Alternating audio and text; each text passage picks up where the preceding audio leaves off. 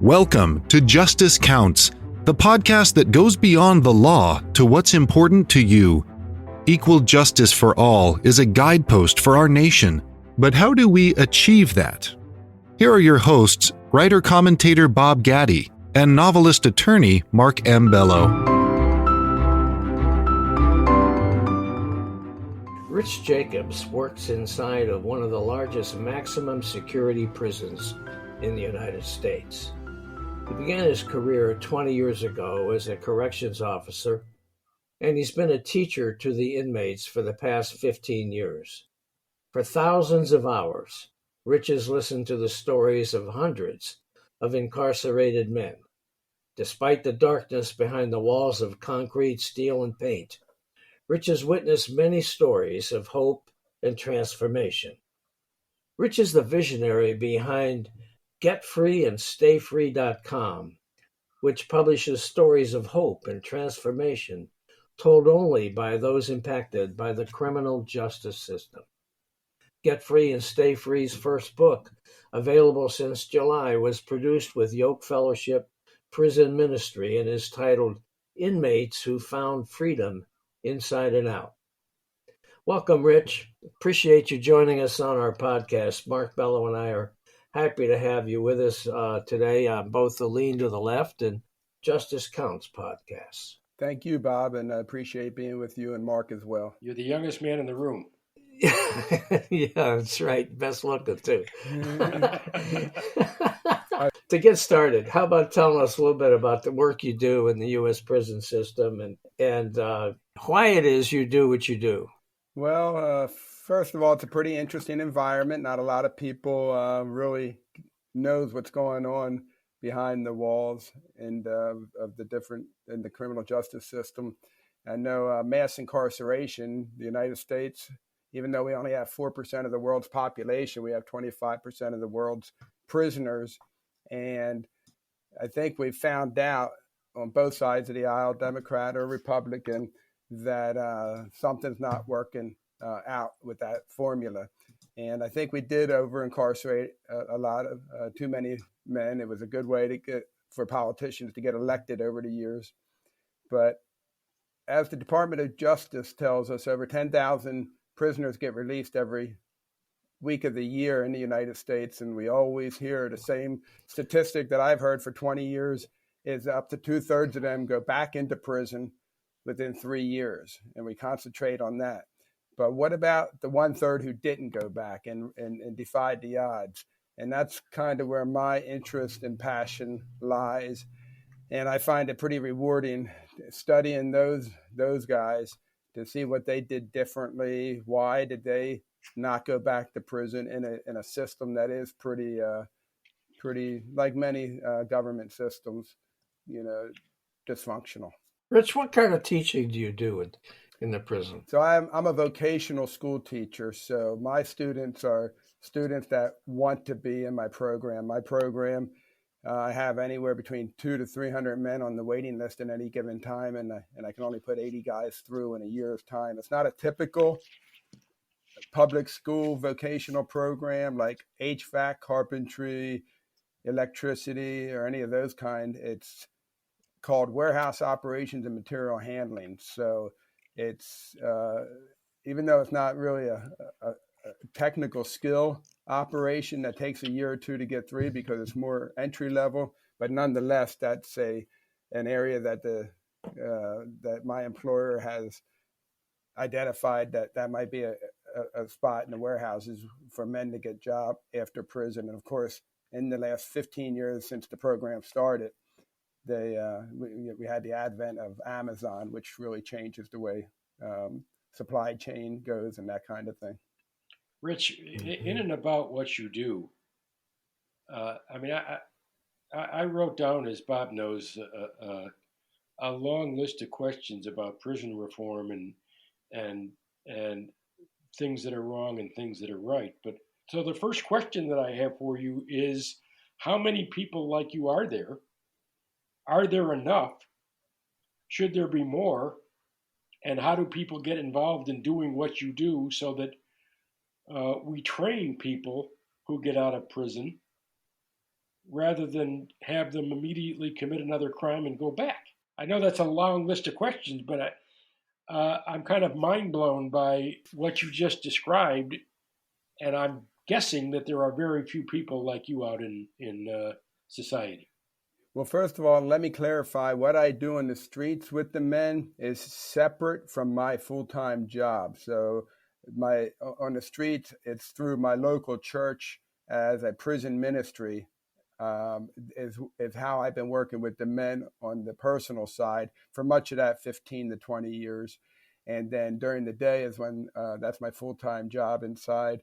And to answer your question about is there enough services and training and classes and programs being offered, generally speaking, what I see from the 5,000 foot level and then also down in the weeds, I would say that across the board there certainly is not enough services. But then again, that would be because simply of how expensive it is to incarcerate a prisoner. One of the disappointing statistics behind the cost of incarcerating prisoners is it's like $40,000 to $50,000 a year, and we're only spending about $8,000 a year to put a student through the public school system. So you got a whole wide spectrum of attitudes and opinions about this, like just about any other topic. You got the far, one side, some of the terminology that we hear is hug a thug side. There should be no prisons, abolish all prisons, and all the way to the other side is lock them up and throw away the key thinking. And of course, neither side works out very well. And but yeah, I would say that we can do a better job with providing services. But then the other very important piece to that puzzle is just because you have services doesn't mean that it's going to help a man change the way that he thinks. Government in general has put billions, probably $1 trillion into all kinds of social ills of society over the last 10, 20, 30, 40, 50 years. And it almost feels like they throw money at the problems and things just keep getting worse. So it's you got to have the man step up to the plate himself if he's ready to be transformed, and you got to have society or corrections or whoever's involved there to help him along the way. But you got to have that 1-2 punch to make it effective. How do you identify those people? How do you identify realistically how honestly committed that inmate is to your program? So when you're with the same guys, like I got 40 brand new men, brand new students about 1 month ago for my 3-month program, actually a 6-month program, but it takes 3 months in the classroom, and then I take each one to certify them on the forklift back in the warehouse. So that takes a long time, the other 3 months. But when you got the same guys coming in every morning for 3 hours or every afternoon for 3 hours, you learn pretty quick who's interested and who's not interested. And you have to run a pretty tight ship, because if you don't have good classroom management skills, and that's just not for me in my class, I can see where this is the case in the public school system. If you can't keep the students engaged and create an atmosphere where it's a good learning environment, then things can get a little ugly, because one guy will be cancerous for the whole other 20 guys. And it's not often that I go out in the hallway and I'll pull two. In fact, I just pulled 2 guys out there yesterday, and I said, look, we need to do. I need to understand better what you two need to do to get your head in the game. I just told them, I said, we need to do this and that by the end of the week, and if not, we're going to have a different conversation. Oh, but I need that certification. I need that forklift. I need my flagger card. I said, well, okay, well then we're going to see how much you need it. And then the one guy came back today. He took a test on the computer, and he walked away, and he was grinning. I didn't know if it was a a happy grin or a disappointing grin, and he passed the test. And I said, come on, what did you do different? And he told me, my cellmate last night told me, he made me stay up half the night and made me study and this and that. So I thought, okay, well, that's good. That's how things should be You working. mentioned earlier so many of the inmates in regular, not in your vocational ed classes, but in GED classes, that they don't want to be there. That there's just an attitude that they just don't want to do that. And in Pennsylvania, and I know other states too. I just know Pennsylvania because that's where I'm from. There's a requirement that if inmates want to get out anywhere near their earliest release date, they've got to get their GED. Is that the case where you work? And does are you finding that that's a worthwhile initiative? Yes, so you're in where I work at that there is a state law, I believe, that says if you want to get out of prison closer to your minimum sentence, and you don't have your high school diploma or GED, you have to get your high school or GED to be considered to get out earlier. So if a guy has a 10 to 20 and he wants to get out closer to his 10, he needs to get it.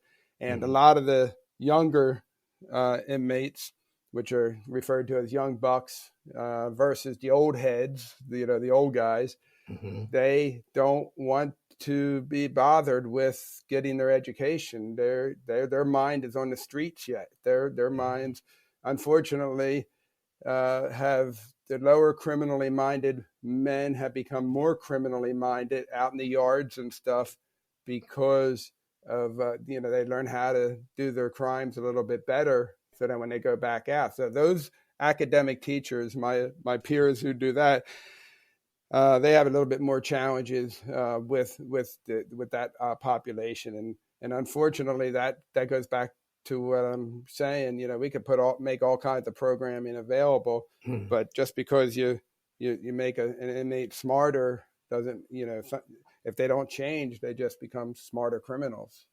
Your program does not necessarily apply to early release, correct? It applies to release. So anybody who's released is eligible for your program? Yeah. So we want the ones closest to the door. So even though there's over 3,000 inmates, and a lot of the lifers would like to have the class, and a lot of the guys would like to have the class for different reasons, but the certifications are 3 years old. So we prioritize the ones closest to the door 3 to 5 years. But actually, there's so many that want the program that all my guys are within a year and a half of their release date.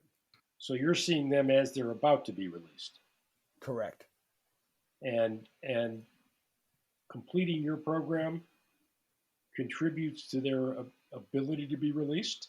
Yeah, the more programs that they have while they were incarcerated looks better for them for when they go up for parole and that kind of thing, as far as getting out. And then once they're out, the certifications that they get from my program are pretty useful certifications. It's a forklift certification. It's an OSHA 30 card. It's a flagger card. They're credentials that oftentimes I'll hear temp agencies saying things like, hey, look, if you have two guys and they're about the same and one has their OSHA card, send them to us, kind of thing. And is it easy to get people to say, send them to us? Is there a discrimination issue in the in the employer community in hiring former convicts? Yeah, that's a great question. In the old days, it was a big deal. In other words, ban that checkbox, are you a felon? In the old days, that they would look at that, and the employers would just throw that out into the trash. And then things have really changed as we go through criminal justice reform and different things. It's a whole different ball game.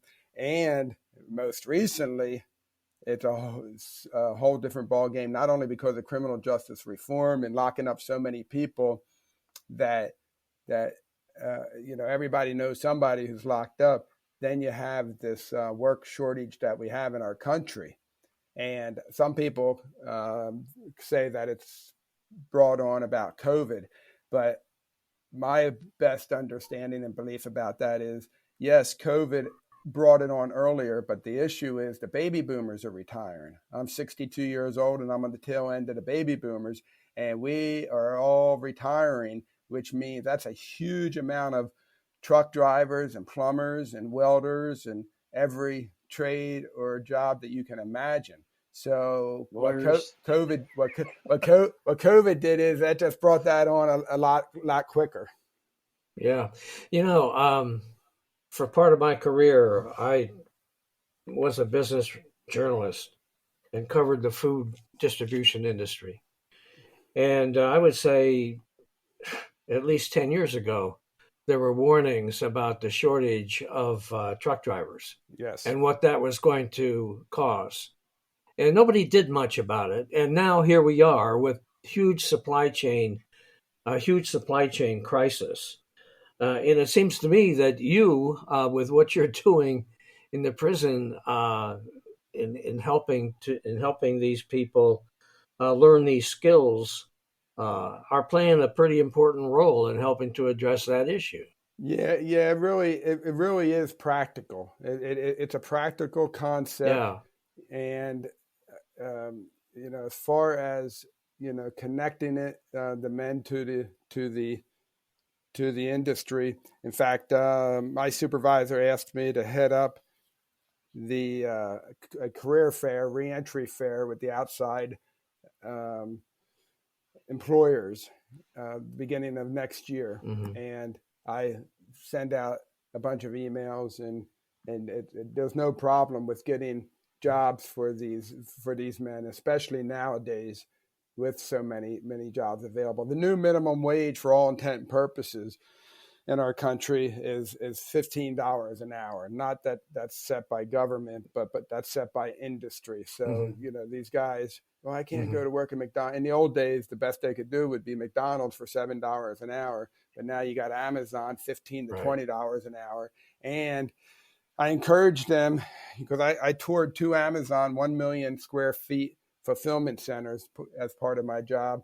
And they have an on-site school inside of those plants, because they not only need the entry-level $15, $20 an hour people, they need everybody else to make that massive company operate. So what they do is if they're there 1 year, to just show up for work and they do good for 1 year, they'll pay 90% of the tuition for them to train them to be computer programmers, CDL truck drivers, whatever other positions in the company that they need. And I tell them, but some of them will say, oh yeah, but they make you work so hard and they make you do this and that.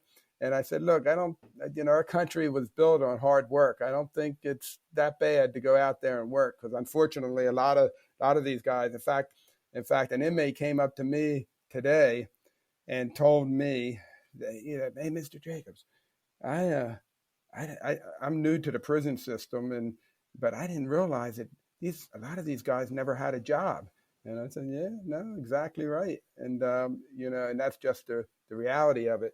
So just doing something and being committed. And I told him, I said, you can go into a new employer and they're going to know you've been in prison. You can't lie about that. And we're over that now. People aren't as freaked out about that anymore. And so then, you tell them up front, you got out of prison 3 weeks ago, 3 months ago, whatever the case may be. And then I said, because the work ethic, unfortunately, is so poor in so many different sectors, I said, you can go in there and within a few weeks, a few months, you can make you can become a rock star in that environment just by showing up and doing a good job, and advancement opportunities and that kind of thing, are just so much more possible. So, and they don't get much hope in there. It's a pretty dark world, like you said in the intro, and they don't even really think of the possibility of of getting a job and keeping a job. I saw one documentary in the streets of, I think, Philadelphia, Pennsylvania, back when jobs were really super hard. And one of the kids on the bike, 15, 17-year-old kids, was having a clash with the police. And the one lieutenant said, well, why don't you think about getting a job? And he says, well, you give me a job. There ain't no jobs out here, but you give me a job, I'll take a job. And then I couldn't help but to think that, if it's not like that. You got to work when you go to your job, and you got to show up, and you got to eat a lot of crow, just like any working man in America. Rich, that brings up a whole different can of worms, a whole different question about juveniles and juvenile sentencing and sentencing juveniles as adults. You take a 14, 15, 16-year-old kid, you throw them in prison. They haven't finished high school. They've never worked. They come out. They're about to come out of the prison system with no employment history. Take us through the process of educating this person and getting him or her ready for the kinds of careers that we're talking about. Yeah, like I had mentioned earlier, you really got to the dude himself, the guy himself, the student has to be ready for it. If he's not ready for it, it's just a tough road. It kind of almost reminds me. There's a guy that I met one time in Texas, and who's real heavy in reentry with prisoners. And interestingly enough, reentry success, recidivism in the state of Texas and Georgia has some of the lowest recidivism rates in the country. Instead of 2/3, who knows what it is, 40, let's say 40 or 50%, instead of 67%. And he told me that, and what's interesting or ironic about that is Texas executes more people than anybody in our country, but yet they had the best recidivism rate. So how do they do that? And what they do is they say, look, their attitude is, all right, you're going to come out of jail, you're going to come out of prison, you're going to come into our neighbor. So you're our neighbor now. So come on into our neighborhood, neighbor. We're going to have empathy for you. We're not going to have sympathy for you. We understand that you have a hard time getting connected back into services because we understand that about society. We're not going to treat you like the parent-child model where we're, oh, poor you, poor that. But we're going to treat you like a man. You're in our neighborhood, and you're going to come into our neighborhood, and we're going to help you find a place to live. If you need a place to live, we're going to get you a job. We're going to find you a job. We're going to help you along the way. And again, that goes back to one of my most fundamental beliefs, and that is the man has to be ready. And a lot of times these guys are not ready until they get older. Now, speaking of that, juvenile sentencing and sentencing in general, that's part of that mass incarceration thing we got ourselves involved with, where we locked up so many people. And the crack cocaine revolution, I remember that cocaine in of itself would carry a certain amount of sentence back when Clinton, minimum sentences. President Clinton, a lot of folks seem to believe that it was the crime bill that President Clinton signed into effect when things started to really get tough on crime. 3 strikes, you're out. And one of the things that happened in those ensuing years, and wherever the feds goes, where the states usually follow, but the multiplications of sentencing to go from cocaine to crack cocaine, it was like a massive amount of more time. But yet it wasn't a different drug or more drugs. All it was you used baking powder and heat to turn the cocaine into crack cocaine. But yet it was a lot more crazier sentence. So we had a situation here in Michigan where a secretary of mine, brother-in-law, under minimum sentencing spent 20 years in prison for a crack cocaine possession charge, which is more than manslaughter or second degree murder. And not necessarily the overall sentence, but the ability to get out. You could get out of a murder charge quicker than you could a crack cocaine charge. It was incredible. This kid spent over 20 years in prison for possession, not sales, possession of crack cocaine. Yep. The stories like that go on and on and on, and it's throughout our whole country, especially the big cities. I'm confused though. You mentioned that the kid has to want it. What I'm trying to suggest or asking is the kid's been in prison his whole adult life. He went in as a kid. How does a kid like that get trained and motivated to be a successful reentrant? Reentrant. Good. I like that word. Reentrant. Yeah, I had the same exact question. What do you do? What can you do to motivate these folks so that they want to do what you say they need to do? You know what? I got to give the biggest credit to, I gave an example of it earlier, but to the lifers, the guys that are in jail it depends on what state you're in. Some states, I believe about 40 states have their life sentences are you can actually get out after 20 to 25 years of good behavior and transformation. And then I think 10 states have death, what's called by many folks, death by incarceration sentences. In other words, they will die in the prison of old age. They will not be getting out. And but the lifers bring stability to the prison population. And they finally, by that time, a vast majority of them got their act together. And they got it together because other lifers and other prisoners did it for them. And then somebody like myself just comes along at the right place at the right time with the right class. And that's just another seed, I guess, in their transformation process. But yeah, that's how that goes. Rich, I'm curious. I'm curious to know about your own background. You teach all these warehouse related skills. Was that your background before you got into the prison system? Yeah, I would say so, because I'm 62, but let's just break it down to the two sets of 20 years. Born and raised, went into the Army at 18, got out 21, and then from the age of 20 to 40, before I got the corrections job, I did work in about 8 to 10 different warehousing situations. And then when I settled down with corrections 20 years ago, that's why I got the job. And so the first few years you were an actual corrections officer. Correct. But then you went into 5 years after that, I think you said, you went into the teaching aspect of it. Right. Right? Yeah. Yep. Okay. Go ahead, Bob.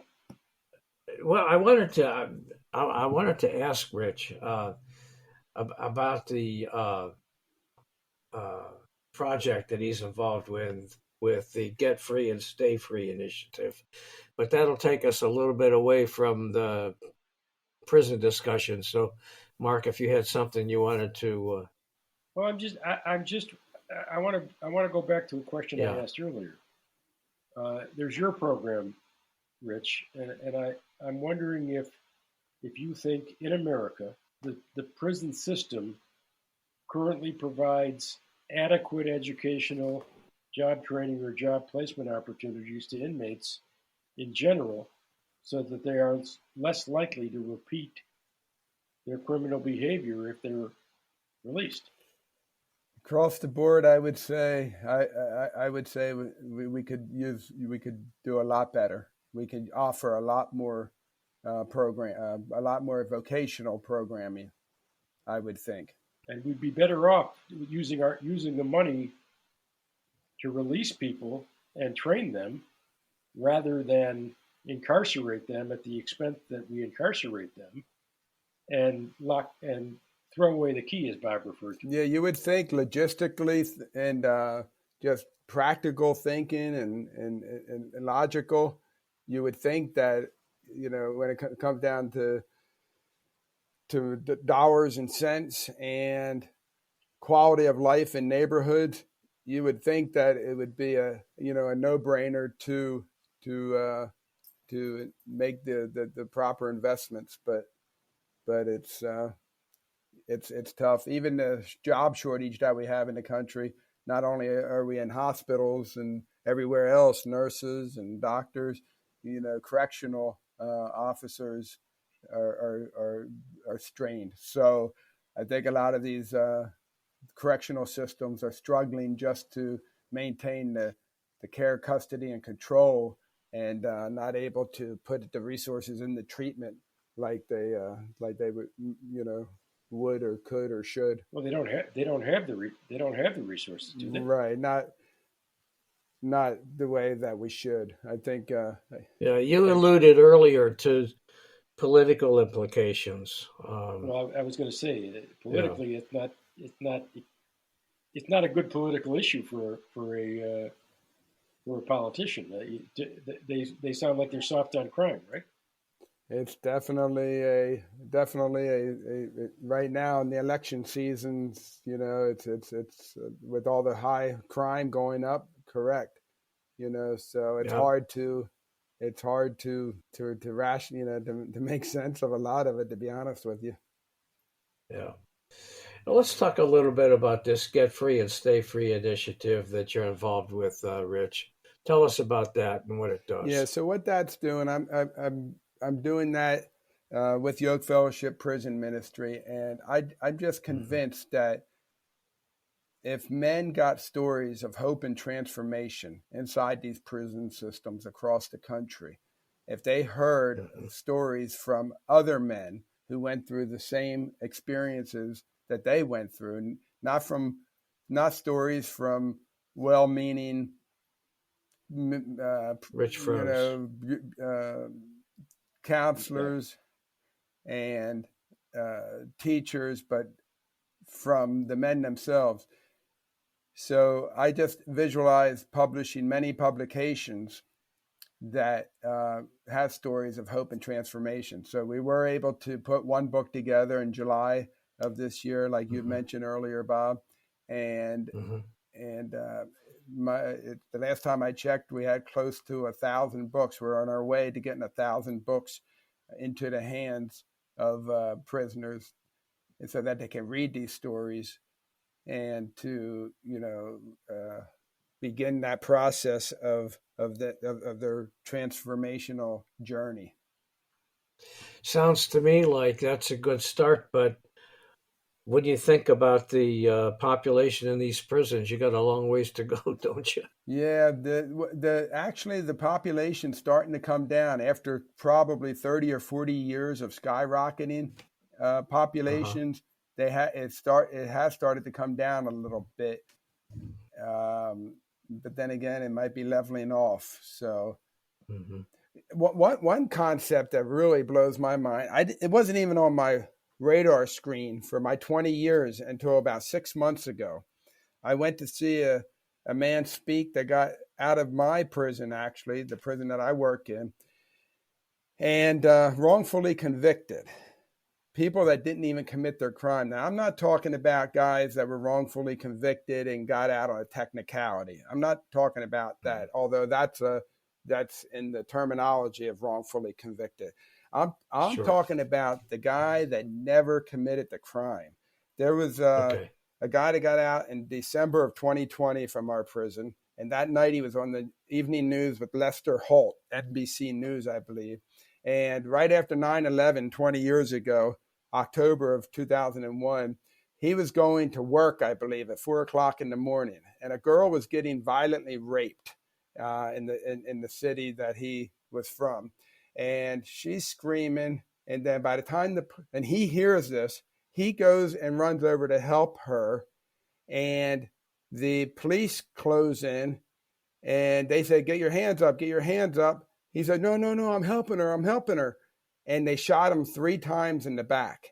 And then they found out that they really did screw up.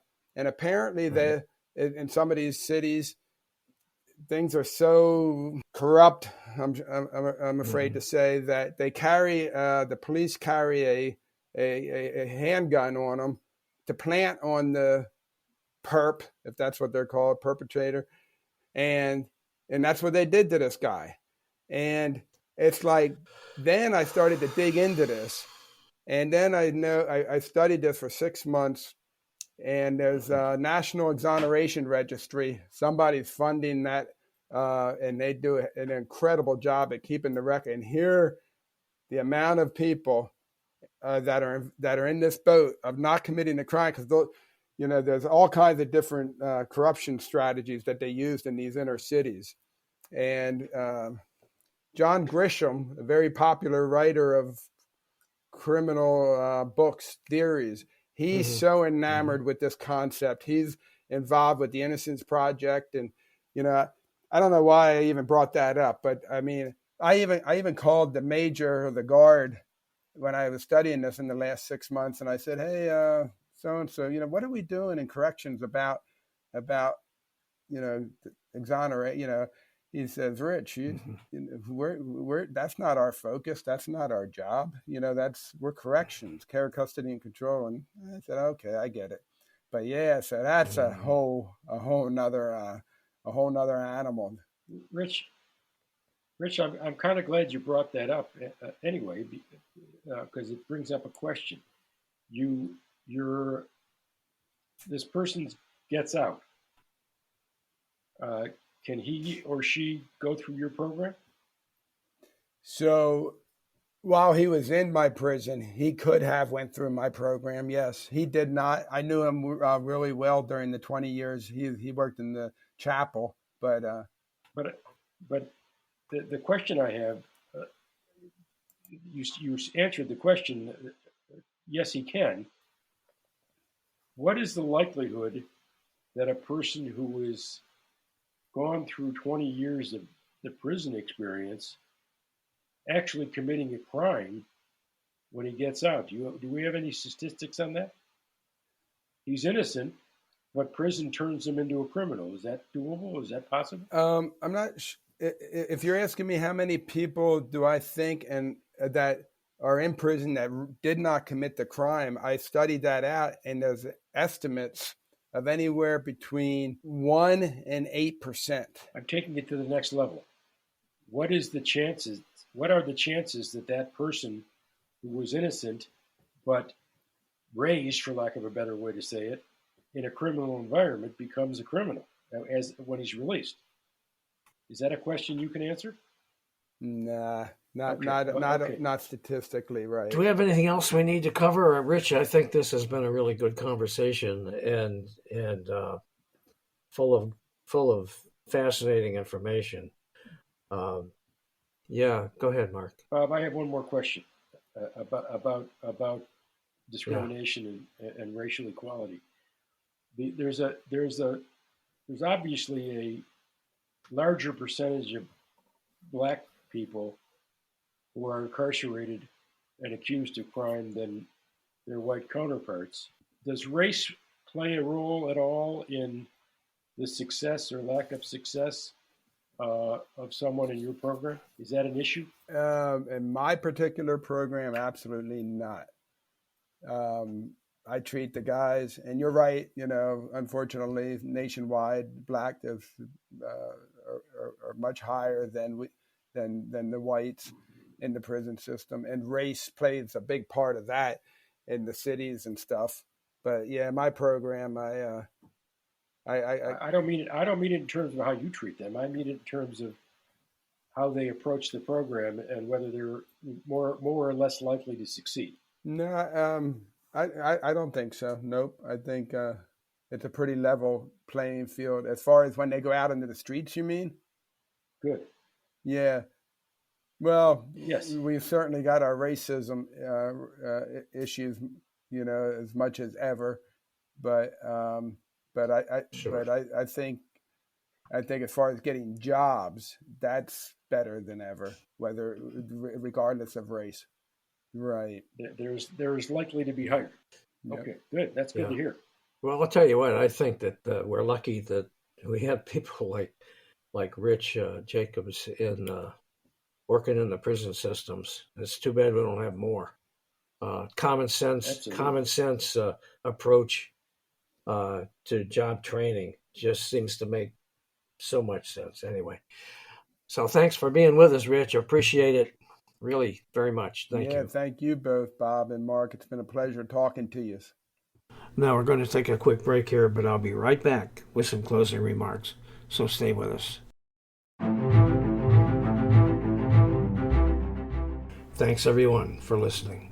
Meanwhile, if you haven't done so already, please check out Mark Bello's Ripped from the Headlines legal thrillers, all available online at Amazon and other major online booksellers. He has quite the hero in attorney Zachary Blake, who fights for justice on all fronts. His books are Betrayal of Faith, Betrayal of Justice, Betrayal in Blue, Betrayal in Black, Betrayal High, Supreme Betrayal, Betrayal at the Border, and his latest, You Have the Right to Remain Silent. For more information, just check markmbello.com. Until next time, this is Bob Gaddy for Mark Bello, signing off from Justice Counts.